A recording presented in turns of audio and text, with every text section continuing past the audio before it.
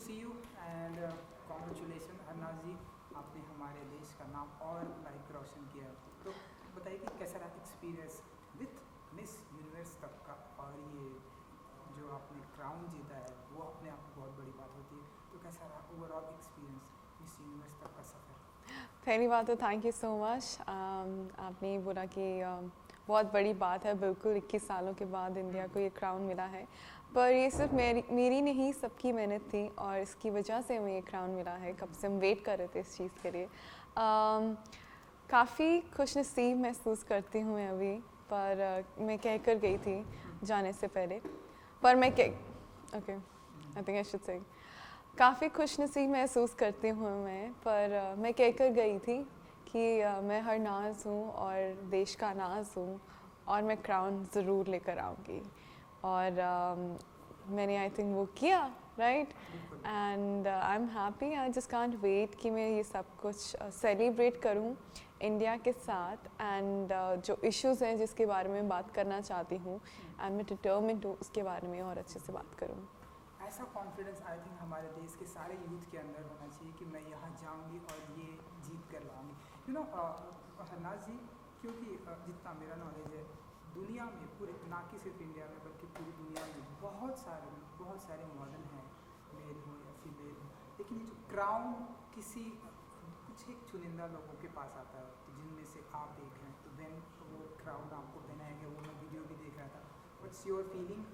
Oh my God, कहना चाहेंगे आप? आई थिंक वो फीलिंग बहुत अनएक्सप्लेनेबल होगी मेरे लिए, क्योंकि जब उन्होंने इंडिया बोला तो मेरे को ऐसे यकीन नहीं हो रहा था कि उन्होंने इंडिया बोला, एंड मैं एकदम से रोई, जैसे आपने वीडियो में देखा। बट आई थिंक जब मैं रोई तो मेरे साथ पूरा भारत भी रोआ, और वो फीलिंग बहुत ही यूनिवर्सल थी। एंड मुझे वो जब मैंने क्राउन डाला तो शायद आपने देखा भी होगा कि मैंने उसको पहले उसका माथा टेका, एंड ऐसे कुछ इंटेंशनली कुछ नहीं, बस वो होता है ना, जैसे जब मेरा नेशनल क्राउन भी था, जब मेरे को वो पहनाने वाले थे, तो मैंने जब पहना उसके बाद मैंने उसको भी मैंने माथा टेका। सो दैट्स समथिंग मेरे लिए। वो क्राउन का मतलब ये नहीं है कि आप जीत गए हो, आप दुनिया की सबसे खूबसूरत लड़की हो, जो कि अभी मैंने देखा है बहुत लोग मुझे से बोल रहे हैं। That's not the reality. The thing is, वो क्राउन आपकी बहुत बड़ी रिस्पॉन्सिबिलिटी है। तो आप जब कोई चीज़ लेते हो ना, जब आप कहीं पे भी जाते हो, तो यू आर ग्रेटफुल, आप पहले उसका शुक्रिया अदा करते हो। तो मैंने पहले क्राउन का शुक्रिया अदा किया कि आपको लगता है कि मैं वो पहनकर उन सब बातों पे या उस क्राउन को अच्छे से संभाल सकूं, और वो अब मेरी रिस्पॉन्सिबिलिटी है। और मैं अपनी देश के इंडिया से आती हूँ, और मैंने अपने देश को तो प्राउड करना ही है, बट अब मेरे ऊपर सब पूरी दुनिया की रिस्पॉन्सिबिलिटी है। तो जब उन्होंने वो पहनाया तो मुझे तब से ही वो रिस्पॉन्सिबिलिटी महसूस हो गई थी, और मैंने बोला अपने आप को कि हाँ, अब तू जो करना चाहती है वो अब तू करेगी, and now it's happening in your life. Harnaaz ji, मैं आपसे जानना चाहूँगा कि ये बचपन से आप ऐसे पार्टिसिपेट करना चाहते थे, या बचपन से आप ऐसे मिस यूनिवर्स, मिस इंडिया, इन सब प्लेटफॉर्म पे ज्वाइन करना चाहती थी, या कब आपके दिमाग में आया कि मुझे ये ज्वाइन करना चाहिए, या कैसे? हाँ जी, अब वैसे मैंने बचपन से कभी नहीं ऐसा सोचा था कि मैं मिस यूनिवर्स के लिए जाना चाहती हूँ, क्योंकि छोटे होते मुझे पता भी नहीं था मिस यूनिवर्स क्या होता है। पर जैसे मैं बड़ी होती रही और मैंने इंस्पिरेशन देखी सुष्मिता सेन मैम से, लारा दत्ता मैम से एंड प्रियंका चोपड़ा से, मुझे ये रियलाइज़ हुआ कि मैंने भी इनके जैसे बनना है। यू नो कि जिस वे में इन्होंने मुझे इंस्पायर किया है, मैं भी किसी लड़की को ऐसे इंस्पायर करना चाहती हूँ, किसी को भी, कि अपने आप पर हमेशा यकीन रखो और सब कुछ आपको मिलेगा अगर आपके नतीजे, आपकी जो नीयत है वो साफ़ है। तो ऐसे ही मैं मतलब मुझे अच्छा लगा जब मैंने रियलाइज़ किया, मेरे को ये पता चला कि मैं एक्टिंग भी कर सकती हूँ, मुझे एक्टिंग करना बहुत पसंद है, एंड मैंने ये भी देखा कि I can become a model also. So ऐसे ही धीरे धीरे मैंने अपने आप को एक्सप्लोर किया कि हाँ, मुझे ये करना अच्छा लगता है। जब आपको एक बार आपके अंदर वो जज्बा आ जाता है ना कि मैं ये करके दिखाऊंगी अपने लिए, तो फिर आपको दुनिया में कोई नहीं रोक सकता। सो वो एकदम से आया when I was 17 years of the age. तो उसके बाद मैंने कभी पीछे मुड़कर नहीं देखा, और जो मर्ज़ी हो जाए दुनिया में, मैं हमेशा डट के रही हूँ कि कोई मेरा तहस नहस नहीं कर सकता। इनिशियली वो पंजाबी में कहते हैं ना कि इधर दा उधर कुछ नहीं कोई कर सकता, वो अपने आप स्ट्रॉन्ग बिल्ड होता रहा मेरा एटीट्यूड। और यही मेरी एडवाइस होगी यंग विमेन को ऑल अराउंड द वर्ल्ड कि जब आपके अंदर आपका अपने आप पे यकीन है, तो आपको दुनिया में कोई भी नहीं रोक सकता। आपको बहुत लोग आएंगे, आपको मतलब नीचा दिखाने के लिए, या मे बी आपको ऐसे लगेगा कि मैं टूट जाऊंगी, पर आप जब तक आपका अपने आप पे कंट्रोल है कुछ भी नहीं हो सकता। बिल्कुल बिल्कुल, अब आपका कोई नहीं कुछ भी नहीं कर सकता। तो हम ऐसा माने क्योंकि हरनाज जी ये जो रास्ता है जहाँ जो आपने मुकाम हासिल किया, ये रास्ता आप कहीं ना कहीं बॉलीवुड की तरफ भी जाता है, क्योंकि चाहे आपने बात की लारा दत्ता, सुष्मिता से, जितने भी लोगों को ये टैग मिला, आज हम देख रहे हैं बॉलीवुड में उनका बहुत ही अच्छा नाम समझ, और आपने एक्टिंग की भी बात की, तो हम ऐसा माने कि अब हरनाज जी जो है इसके बाद ये 1 साल तक का जो भी प्रोसेस है उसके बाद अब आप एक्टिंग में हम आपको देखेंगे ऐसे कुछ? Well, it's too soon to describe that how my future will look, to be honest, क्योंकि अभी कुछ भी नहीं पता है क्या होगा ज़िंदगी में, but being an actor I am looking forward, जो भी होगा let's hope for the best, to be honest, but acting हमेशा मेरा passion रहा है और मैं एक्टिंग के थ्रू लोगों को इंस्पायर करना चाहती हूँ, क्योंकि आज की दुनिया में सब एक्टिंग से बहुत इंटिमिडेटेड फील करते हैं, बहुत उनको ऐसा लगता है कि काश हम भी उस कैरेक्टर में होते, काश हम भी उस मूवी में होते। तो पता है हमें कैसे सबको इन्फ्लुएंस करना है, और अगर है वो कला तो आप उसको यूज़ करो सही ढंग में, एंड ये प्लेटफॉर्म से अपने दिल की भी सुनो और लोगों को इंस्पायर भी करो। So let's hope for the best. बिल्कुल बिल्कुल। सो आपका favourite actor? Shahrukh Khan. And female? Deepika Padukone. I think best Om Shanti Om duo मुझे काफ़ी अच्छा लगता है। Not only acting, it's not only about on screen वो कैसे हैं, बट ऑफ स्क्रीन भी वो कैसे हैं। मेरे लिए हमेशा आर्टिस्ट, मैं हमेशा जब आर्टिस्ट को देखती हूँ एज एन ऑडियंस और एज एन एक्टर, तो मैं उनको उस ढंग से देखती हूँ कि ऑन स्क्रीन ही नहीं ऑफ स्क्रीन भी वो कैसे हैं। तो उनका दोनों का जो एटीट्यूड है वो काफ़ी डाउन टू अर्थ रहा है, और जिस ढंग से उन्होंने अपने आप को क्रिएट किया है, अपना ऑरा, एंड हर चैलेंज को उन्होंने फेस किया है, आई थिंक वो हम सबको सीखना चाहिए।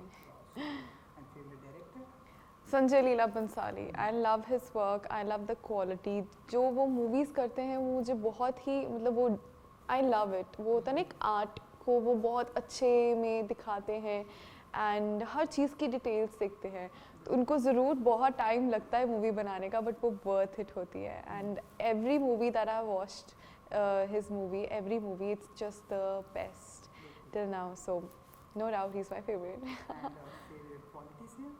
Oh god, I think that is no favorite in that, to be honest, I'm sorry to say that, क्योंकि सबके opinions different होते हैं, and I think especially I would like to encourage the youth कि वो भी part लें इस चीज़ में, क्योंकि आप अपनी दुनिया आप अपनी देश का भविष्य हो, तो आपको पता होना चाहिए आपके देश में क्या हो रहा है।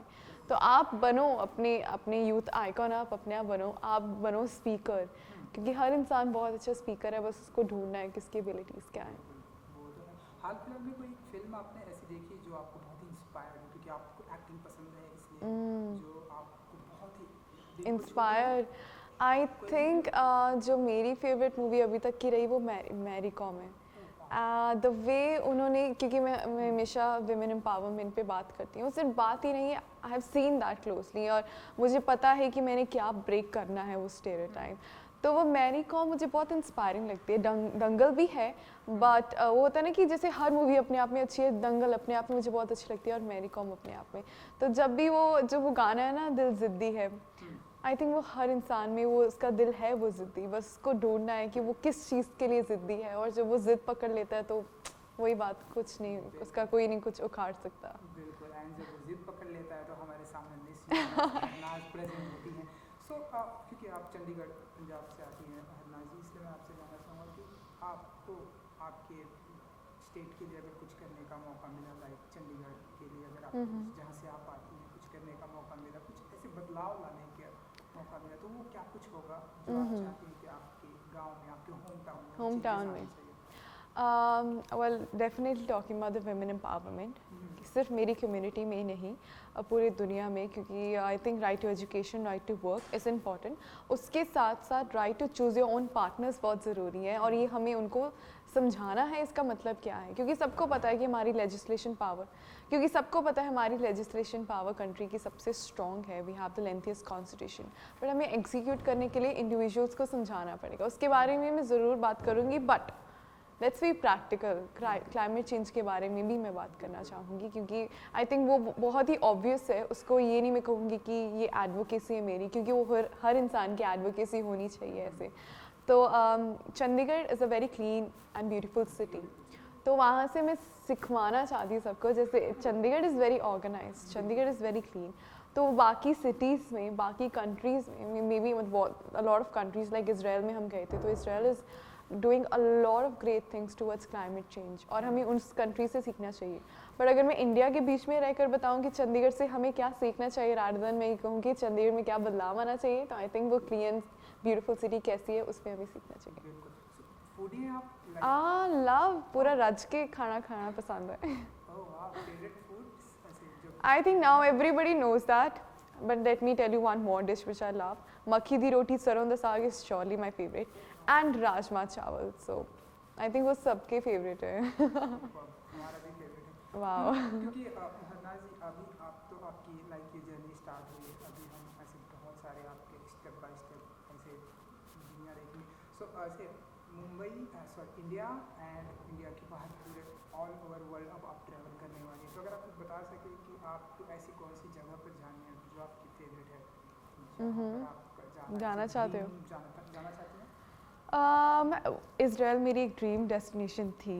जहाँ पर आपने ग्राउंड जीता बिल्कुल इन द होली लैंड, तो थैंक गॉड मेरा वो फुलफिल हो गया।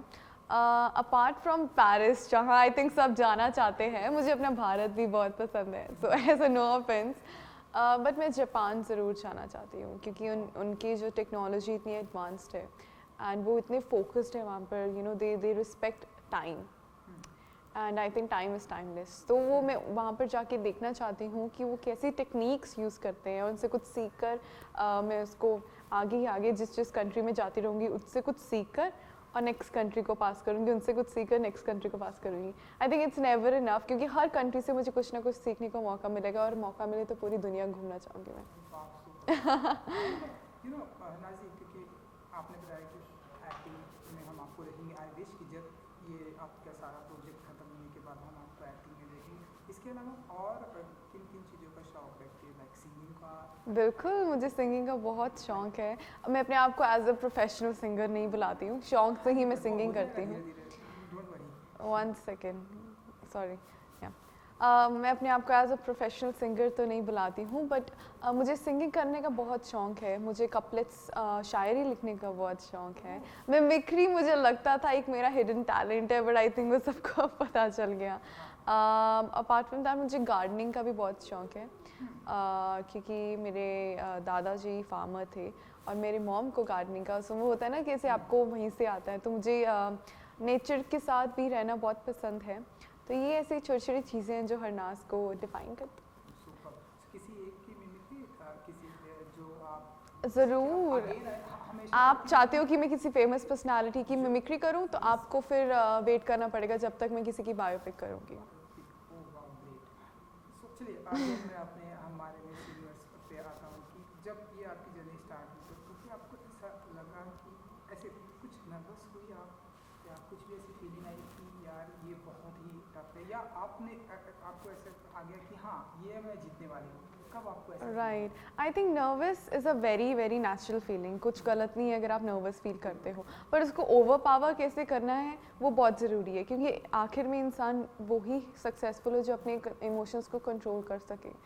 एंड ज़रूर मैं थी नर्वस जैसे हर लड़की थी, पर एट द एंड मैंने अपनी विजन को देखा और मैंने अपने आप को बार बार स्टेज पे चढ़ने से पहले ये सवाल पूछा कि मैं क्यों आई हूँ, और ये मौका मुझे बार बार नहीं मिलेगा। तो that 1 minute of my life can decide कि मेरी लाइफ में क्या होगा आगे, और जो होगा अच्छे के लिए होगा, और अपने आप पे यकीन रखो तो ही आपको सब कुछ मिल सकता है। तो मैं जब स्टेज में थी, I was being my self, मैं किसी और की तरह नहीं दिख रही थी, मैं भूल गई थी मेरे आसपास कितनी सुंदर लड़कियां हैं, कितनी टैलेंटेड लड़कियां हैं, कितने लोग बैठे हैं, मैं बस अपने आप पे ध्यान दे रही थी। आई थिंक तभी आप जीत सकते हो अपने आप से।